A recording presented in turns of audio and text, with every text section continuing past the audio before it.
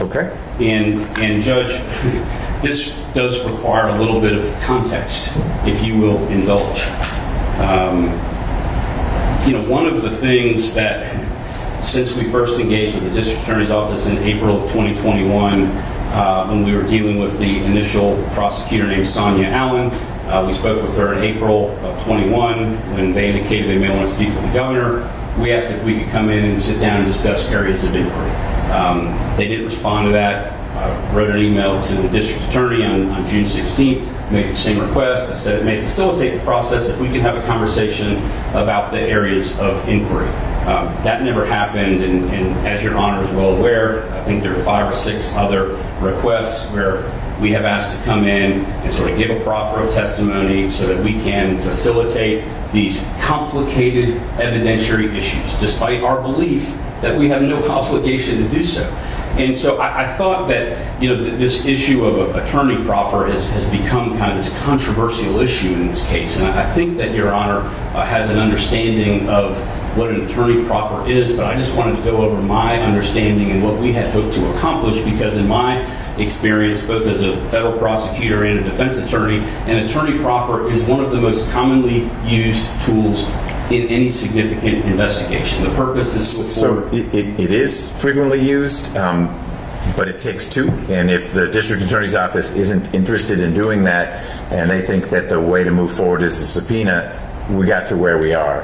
So I'm going to ask you to focus on the subpoena, why it applies, why it doesn't, if it does apply, how you think it ought to be constrained. I appreciate that, Your Honor. But Your Honor did ask why we're here, okay, and how we got here. And we did agree, the district attorney's office did agree in writing to allow us to conduct an attorney proffer.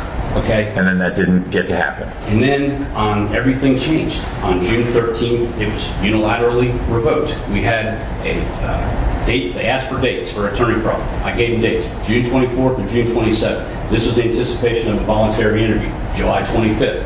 Then on June 13th, we get the rug pulled out from under us.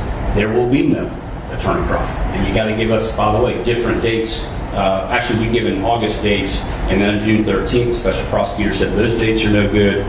You're not doing an attorney proffer. Governor's got to come in sooner, and if you don't give me new dates within 48 hours, we're going to issue a grand jury subpoena. This is the first I'd ever heard of a grand jury subpoena, because we've been operating in good faith for over a year.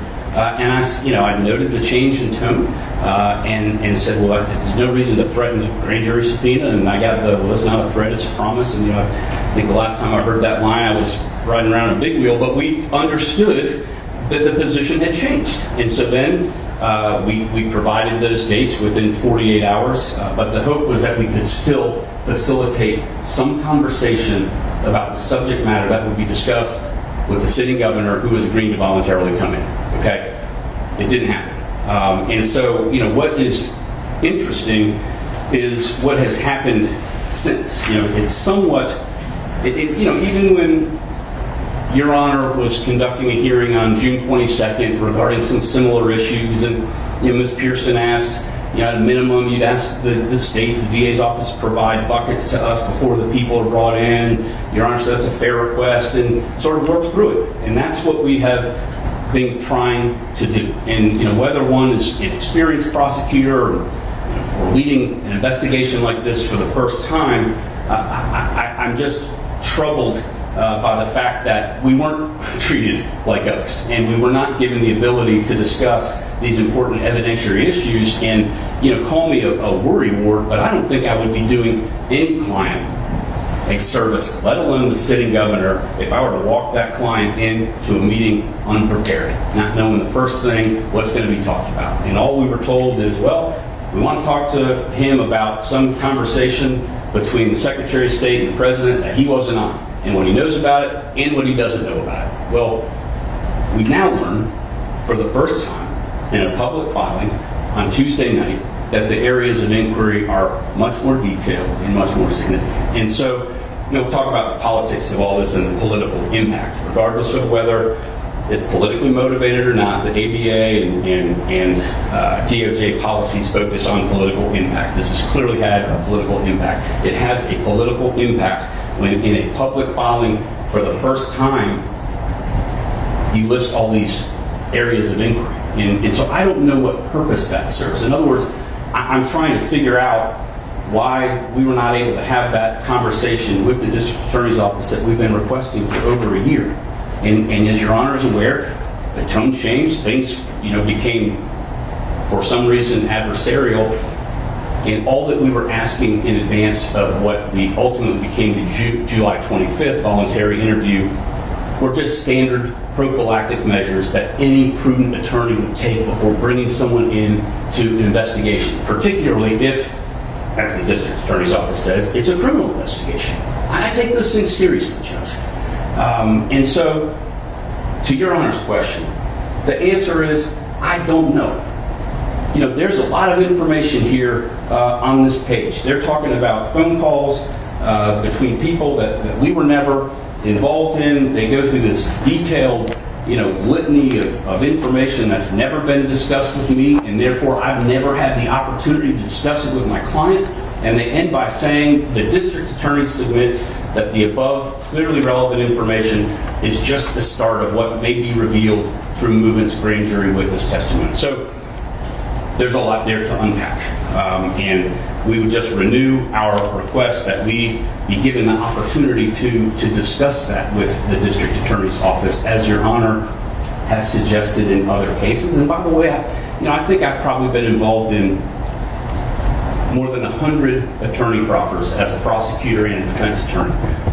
I've never had the experience of a prosecutor telling me that she wouldn't let me come in and hear what I had to say. And as a prosecutor, I never told someone you can't come in and proffer evidence, because I know how helpful it is to the process. And I'm also not familiar, and I've practiced all over the country, and I've never had any state or federal prosecuting agency tell me that there was a policy against attorney proffers. So we've been trying to come in voluntarily, facilitate the dialogue to discuss executive privilege, attorney-client privilege, those types of things. They've rejected it at every turn, and then for the first time, they do what we were asking to do, but they do it in a public forum. So I'm at a little bit of a disadvantage to talk about the specific application of the executive privilege without knowing, as Your Honor has said, what the questions might be, how they're asked, what the subject matter is. We got to be given that opportunity to do that, and certainly would not allow any client to go into the grand jury separated by counsel and have to parse through, these very complicated privilege issues, whether it's attorney-client privilege or otherwise. So, what we have proposed repeatedly and will propose again, I don't know if it's within Your Honor's power to do it or not, but it's very simple, Judge. And as Mr. Bauer said, we're a little frustrated too, but if the district attorney's office agrees to address these outstanding evidentiary and privilege issues in an attorney proffer in advance of a voluntary interview that takes place after November 8th, all of these issues will be resolved. As Mr. Bauer said, we can't waive sovereign immunity, but we will do what we said from day one and come in voluntarily. And that's all we've been trying to do, Judge. I think that executive privilege pretty clearly applies if we're talking about it generally. Whether it applies specifically to the subject matter that they want to ask them about, the answer is I don't know. It depends. We've been able to identify certain things where we don't think it applies. Happy to talk to them about it. We just haven't been able to have that conversation. When you say come in for a voluntary interview, I know from some of the exchanges that I've had with you and the district attorney's office, always present together,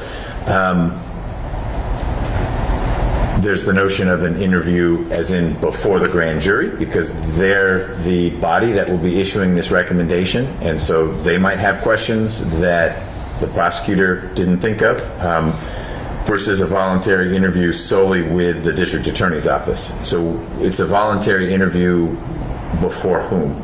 Assuming these other the attorney proffer happens, you work through concerns about privilege, all three of them, etc. That's a voluntary interview in front of the grand jury. It's a voluntary appearance, in other words. It's exactly what we had agreed to. I don't know what you're... I'm going to explain. Okay. A voluntary interview with the district attorney's office. That's what was scheduled.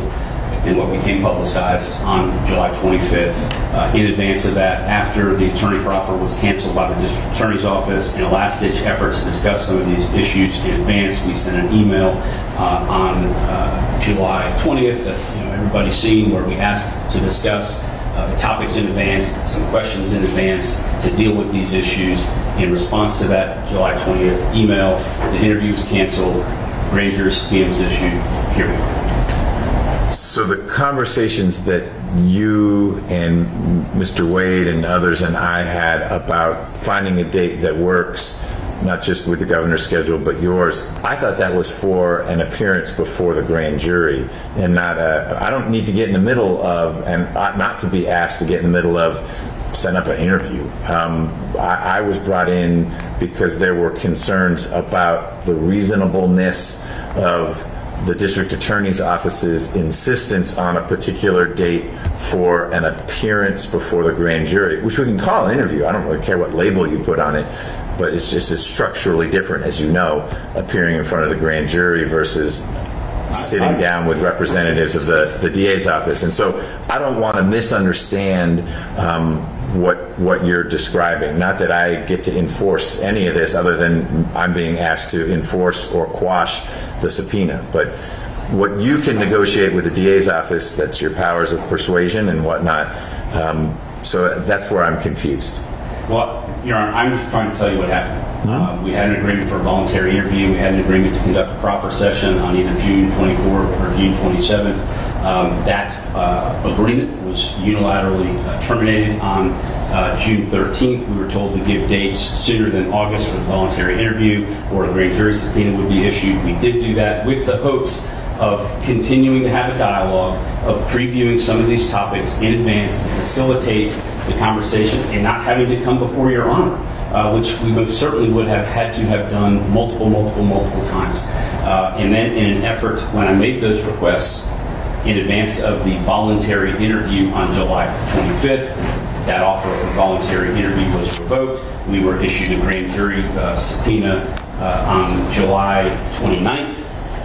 It was at a time when I was planning to be in the middle of the Grand Canyon, going down the Colorado River, and Your Honor and the district attorney's office were kind enough to push it back 1 week. And it was during that period of time where we were trying to assess what our options were. We were put into this box, okay, where we then had to invoke sovereign immunity because we still were not given any clarity about what would be discussed. And it wouldn't be proper for any lawyer to take their client in, let alone the sitting governor of the state of Georgia, under those circumstances. And this has all been sort of highlighted and very well reported in the media, and that will get to the discussion that we have later about the political impact. But we did not want to be here. So I'm clear, voluntary interview is different from grand jury appearance. Right. Okay. All right. Thanks.